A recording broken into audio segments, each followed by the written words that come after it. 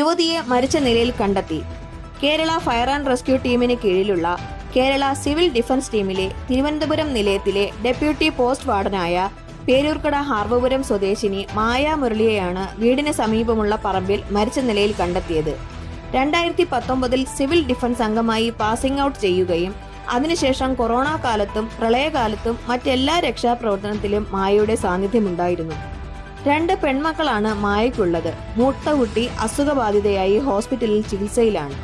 കഴിഞ്ഞ 2 മാസം കൊണ്ട് കുട്ടികൾ 2 പേരും ആദ്യത്തെ ഭർത്താവിന്റെ കുടുംബത്തിലാണ് താമസിച്ചിരുന്നത്. ഏതാനും വർഷങ്ങൾക്ക് മുമ്പാണ് മായയുടെ ആദ്യത്തെ ഭർത്താവ് ആക്സിഡന്റിൽ മരണപ്പെട്ടത്. കഴിഞ്ഞ ഏതാനും മാസങ്ങൾക്ക് മുൻപാണ് രഞ്ജിത്ത് എന്ന ഓട്ടോ ഡ്രൈവറെ വിവാഹം കഴിച്ച് കാട്ടാക്കട മുതിയാവിളയിൽ വാടകയ്ക്ക് താമസമാക്കിയത്. സംഭവത്തിൽ ദുരൂഹത ഉള്ളതിന്റെ അടിസ്ഥാനത്തിൽ special branch DYSP Zakariya, rural SP ഉൾപ്പെടെയുള്ള സംഘം സ്ഥലത്തെത്തി പരിശോധന നടത്തി.